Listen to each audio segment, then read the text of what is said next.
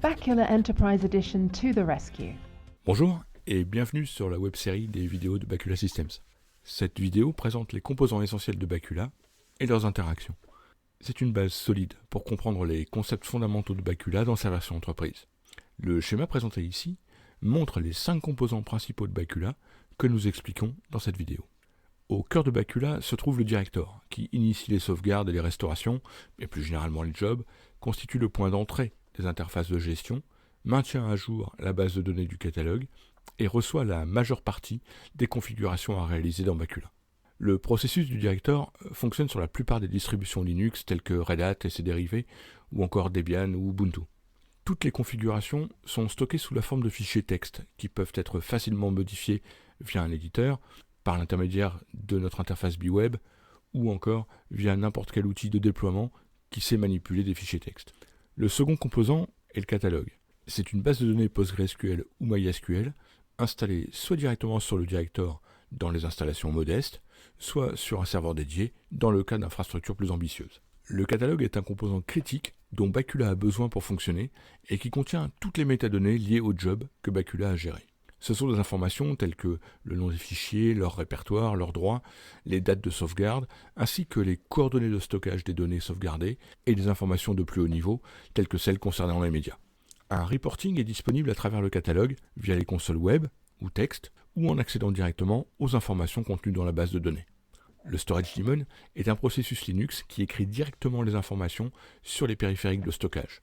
Il peut être installé sur le director dans les environnements modestes. Dans les architectures plus grandes, on trouve généralement plusieurs storage daemons installés sur des équipements spécifiques. Le storage daemon peut écrire sur des robots de bande, sur disque en utilisant quasiment tout type de file system et directement dans le cloud grâce au module correspondant de la version entreprise de Bacula. La version entreprise propose également un moteur de déduplication assurant une économie d'espace de stockage considérable ainsi qu'une optimisation de la bande passante grâce à la déduplication à la source. Le storage daemon peut également restaurer des données sur n'importe quel file daemon, y compris sur des systèmes d'exploitation différents. Le file daemon, également appelé client ou agent, lit les données à sauvegarder et les envoie directement vers le storage daemon. Bacula, dans sa version entreprise, supporte la quasi-totalité des systèmes d'exploitation du marché, de Linux, Unix à Windows ou macOS. C'est sur le file daemon qu'opèrent généralement certains modules complémentaires, que ce soit pour la sauvegarde des bases de données ou des applications spécifiques. La liste des plugins disponibles, ainsi que celle des systèmes d'exploitation supportés, peuvent être obtenues sur notre site internet www.baculasystems.com/fr. En termes d'interface, la version entreprise de Bacula dispose de l'outil BWeb qui permet d'effectuer toutes les tâches d'exploitation usuelles, de contrôle, de supervision, de reporting et également de gestion de la configuration. Bacula dispose également d'une console texte, Bconsole, pour les administrateurs qui préfèrent une interface en ligne de commande. Bconsole permet également l'usage de scripts, Shell, Python, Perl, etc. pour envoyer directement des commandes vers le director. Prenons du recul et voyons ce qu'il se passe lorsque, par exemple, l'ordonnanceur de Bacula démarre un job de sauvegarde de base MS SQL.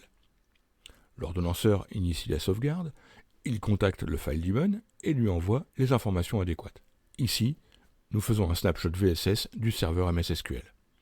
Quand le snapshot est prêt, le file daemon envoie le flux d'informations au storage daemon défini dans le job. À l'issue de la sauvegarde des bases, les métadonnées sont envoyées du storage daemon vers le director, qui les stocke alors dans le catalogue. Le job est enfin marqué comme terminé. Voilà, j'espère que cette présentation rapide a été utile pour comprendre les principes de fonctionnement de Bacula dans sa version entreprise. Pour en savoir plus ou pour aller plus loin, rendez-vous sur notre site internet www.baculasystems.com/fr et cliquez sur version d'essai. D'autres vidéos sont également disponibles sur notre chaîne YouTube. Merci d'avoir regardé cette présentation. À bientôt.